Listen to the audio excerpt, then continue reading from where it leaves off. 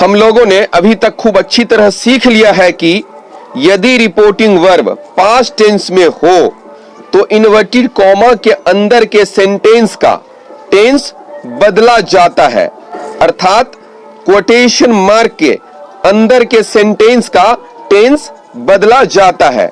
जब हम टेंस बदलते हैं तो हमेशा हमें एक बात का ध्यान रखना चाहिए कि सेंटेंस का पहला वर्ब ही बदला जाता है, अर्थात सेंटेंस का पहला वर्ब जो है उसी का रूप बदला जाता है। यदि सेंटेंस का पहला वर्ब पहले रूप में हो या पांचवें रूप में हो तो उसको बदलकर दूसरे रूप में कर दिया जाता है। यदि सेंटेंस का पहला वर्ब दूसरे रूप में हो तो उसको बदलकर तीसरे रूप में कर दिया जाता है और उससे पहले हैड लिखा जाता है।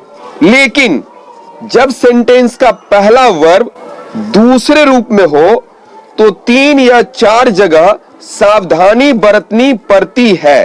पहली जगह हम देखें, यदि पहला वर्ब डिड हो और हेल्पिंग वर्ब हो, हम जानते हैं कि डिड डू का दूसरा रूप है और इसके बाद वर्ब का पहला रूप हो तो इस स्थिति में डिड को गायब कर दिया जाता है और उसके बाद जो वर्ब का पहला रूप होता है उसे बदलकर तीसरे रूप में कर दिया जाता है और उससे पहले हैड लिखा जाता है।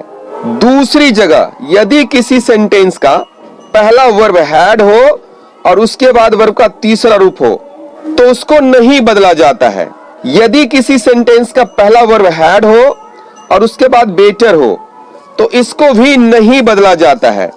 यदि किसी सेंटेंस का पहला वर्ब यूज्ड टू हो और यह हेल्पिंग वर्ब के रूप में काम कर रहा हो तो इसको नहीं बदला जाता है। तीसरी जगह, यदि किसी सेंटेंस का पहला वर्ब दूसरे रूप में हो, वह शुड हो या वुड हो या कुड हो या माइट हो तो इसको नहीं बदला जाता है।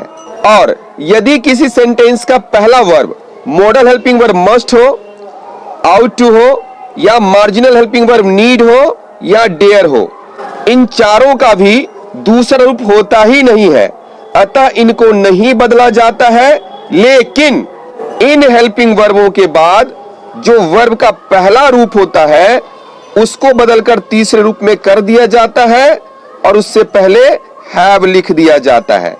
यदि इन वर्बों के बाद हैव हो और वर्ब का तीसरा रूप हो तो न इन वर्बों को बदलते हैं और न आने वाले बाद के वर्बों को बदला जाता है, अर्थात इसमें नो चेंज होता है। यदि मस्ट से कंपल्सन या फ्यूचरिटी का बोध हो तो इसको बदलकर हैड टू कर दिया जाता है या वुड हैव टू कर दिया जाता है या विल हैव टू कर दिया जाता है।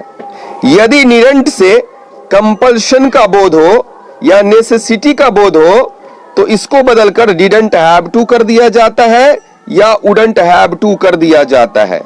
अब मेरी अगली भेंट आपसे अगले वीडियो में होगी, तब तक के लिए बाय बाय।